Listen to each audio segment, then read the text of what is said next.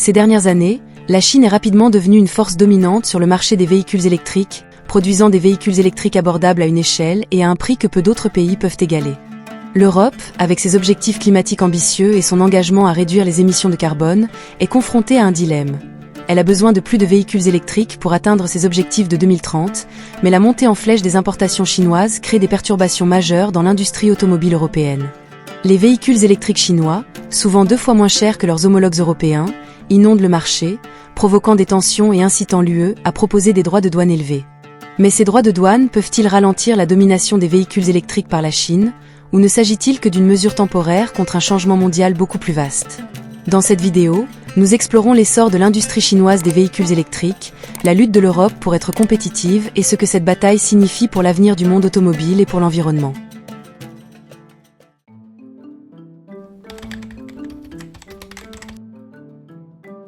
La révolution des véhicules électriques, en Chine, a pris le monde d'assaut.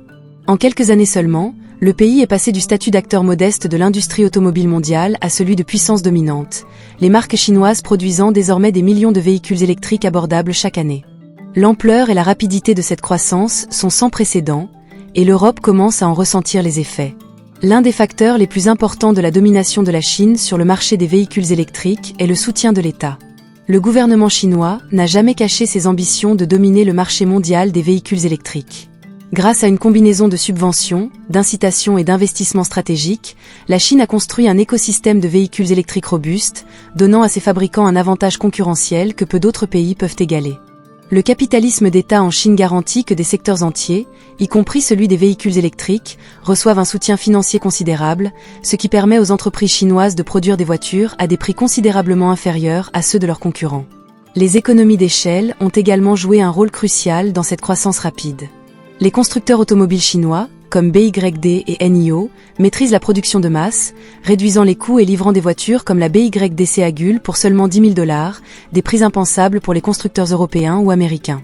Ce prix abordable a permis aux marques chinoises de s'implanter sur les marchés du monde entier, en particulier en Europe. Mais l'avantage le plus significatif de la Chine est son contrôle sur la chaîne d'approvisionnement des véhicules électriques.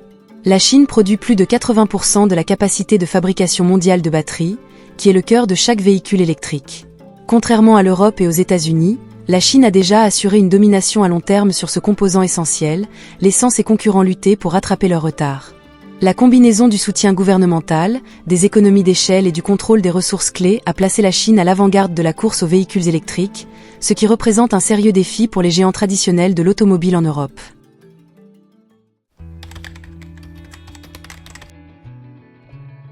L'Europe est confrontée à un moment charnière dans sa quête d'équilibre entre les objectifs climatiques et la protection de son industrie automobile nationale.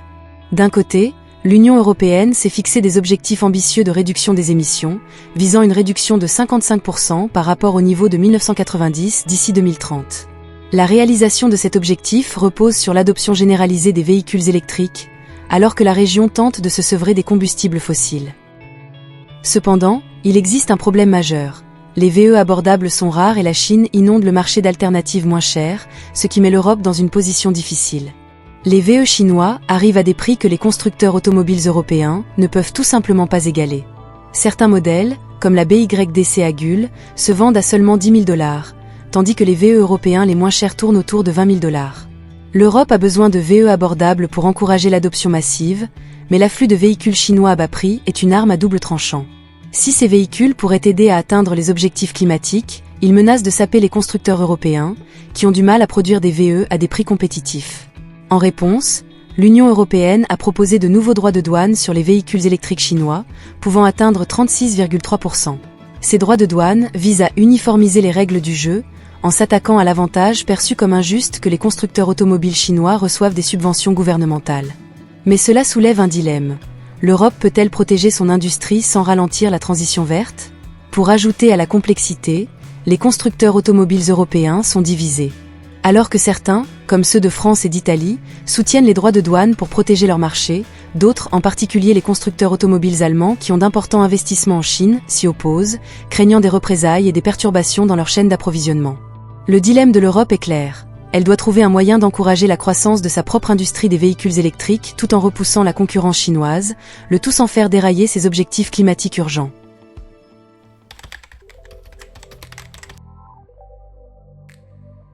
Alors que le marché des véhicules électriques devient de plus en plus concurrentiel, l'Union européenne se retrouve au centre d'un conflit commercial croissant avec la Chine. L'afflux soudain de VE chinois abordables a suscité l'inquiétude des décideurs politiques européens, ce qui a conduit à la proposition d'instaurer des tarifs douaniers élevés visant à freiner les importations. Mais cette réponse a déclenché un réseau complexe de tensions commerciales qui pourrait avoir des conséquences de grande portée pour les deux parties. Les tarifs douaniers proposés, qui pourraient atteindre 36,3% sur les VE chinois, s'ajoutent à un droit d'importation existant de 10%. L'UE soutient que ces mesures sont nécessaires pour contrer les avantages injustes dont bénéficient les constructeurs automobiles chinois grâce aux subventions et au soutien de l'État. Cette tactique n'est pas nouvelle. L'UE a historiquement utilisé les tarifs douaniers comme un outil pour protéger ses industries de ce qu'elle considère comme une concurrence déloyale. Cependant, les enjeux sont plus élevés que jamais compte tenu de l'urgence de la crise climatique et de la dépendance de l'Europe à l'égard des véhicules électriques pour atteindre ses objectifs d'émission. L'efficacité de ces droits de douane reste toutefois sujette à caution. Les analystes préviennent que l'imposition de droits aussi élevés ne ralentira peut-être pas de manière significative la vague d'importation chinoise, qui pourrait continuer à dominer le marché malgré les barrières financières. Cette décision pourrait accentuer nos différends commerciaux avec la Chine. Nous devons mener des discussions sérieuses. L'introduction de droits de douane n'est pas appropriée. En fait, certaines études suggèrent que les droits de douane devraient dépasser 40% pour avoir un impact substantiel. Cela soulève une question importante. Ces droits de douane finiront-ils par nuire aux consommateurs européens en limitant leurs choix et en faisant grimper les prix des véhicules électriques ? Le risque de représailles de la part de la Chine ajoute un autre niveau de complexité à la situation. Les responsables chinois ont clairement fait savoir qu'ils ne resteraient pas les bras croisés pendant que l'UE impose des droits de douane. La Chine a déjà déposé des plaintes auprès de l'Organisation mondiale du commerce, OMC, contestant la légalité des mesures proposées. En outre, certains craignent que la Chine ne cible les industries européennes en représailles, en particulier le secteur automobile, qui dépend fortement des exportations vers le marché chinois. Les constructeurs automobiles européens se retrouvent pris au milieu de ce bras de fer géopolitique. Si certaines entreprises sont favorables à des tarifs douaniers pour protéger leur marché intérieur, d'autres, notamment les constructeurs automobiles allemands ayant des activités importantes en Chine, s'inquiètent des conséquences à long terme pour leurs activités. Elles craignent que des mesures de rétorsion ne mettent en péril leurs investissements existants et leur accès au marché. Alors que l'UE navigue dans ces eaux turbulentes, elle est confrontée à un délicat exercice d'équilibre. Protéger son industrie automobile tout en favorisant la croissance rapide des véhicules électriques. Il ne s'agit pas seulement d'un différend commercial. C'est un jeu à enjeux élevés qui pourrait redéfinir l'avenir de la mobilité en Europe et au-delà.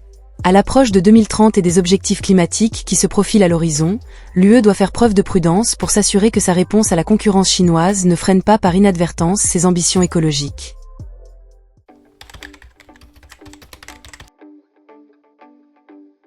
La montée en puissance des véhicules électriques chinois a non seulement déclenché une guerre commerciale, mais a également révélé un profond conflit interne au sein de l'industrie automobile européenne. Alors que l'UE doit faire face aux défis posés par les importations chinoises abordables, les réactions des constructeurs automobiles européens révèlent un paysage truffé d'intérêts et de priorités divergents. D'un côté, les constructeurs automobiles traditionnels, notamment ceux de France et d'Italie, voient dans les tarifs proposés un bouclier nécessaire contre l'assaut des véhicules électriques chinois à bas prix. Ces constructeurs affirment que sans mesure de protection, ils risquent de perdre des parts de marché et, à terme, leur survie même. Pour eux, les tarifs représentent une bouée de sauvetage, offrant la marge de manœuvre nécessaire pour innover et être compétitifs. Ils soutiennent que ces mesures sont essentielles non seulement pour préserver les emplois, mais aussi pour assurer l'avenir du secteur automobile européen dans son virage vers l'électrification. Cependant, de l'autre côté, se trouve un groupe d'acteurs influents, principalement des constructeurs automobiles allemands, qui prônent une approche plus prudente. Avec des investissements substantiels en Chine et un marché d'exportation solide dans ce pays, ces entreprises craignent que des mesures de rétorsion ne paralysent leurs activités. Elles soulignent le risque d'une escalade des tensions conduisant à une guerre commerciale qui serait préjudiciable à toutes les parties concernées. Pour eux, le paysage actuel exige une collaboration plutôt qu'une confrontation. Ils estiment que l'accent devrait être mis sur l'amélioration de la compétitivité et de l'innovation plutôt que sur l'isolement des fabricants européens des marchés mondiaux. Ce conflit interne complique non seulement la stratégie tarifaire de l'UE, mais pose également un dilemme important aux décideurs politiques. La division au sein de l'industrie souligne le défi plus large de trouver un équilibre entre les intérêts nationaux et une stratégie européenne unifiée. Alors que les constructeurs automobiles naviguent dans ces eaux turbulentes, ils doivent faire face à la réalité selon laquelle les décisions prises aujourd'hui façonneront le paysage automobile pour les décennies à venir. La voie à suivre est pleine d'incertitudes, mais une chose est claire, l'avenir de l'industrie automobile européenne est en jeu.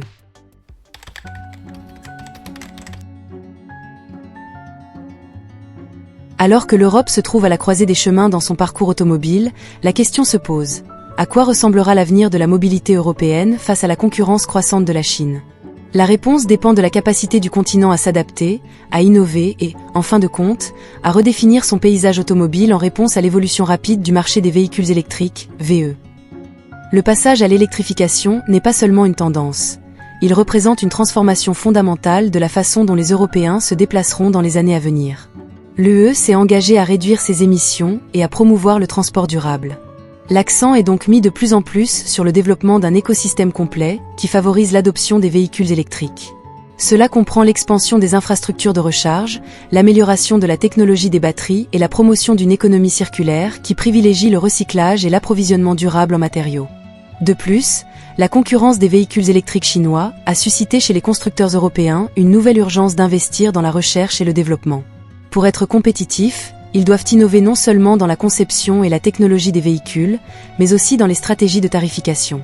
Cela peut conduire à l'émergence de nouveaux acteurs et de nouveaux modèles commerciaux, alors que les constructeurs établis explorent des partenariats et des collaborations avec des entreprises technologiques pour tirer parti des avancées en matière d'intelligence artificielle, de conduite autonome et de solutions de mobilité intelligente.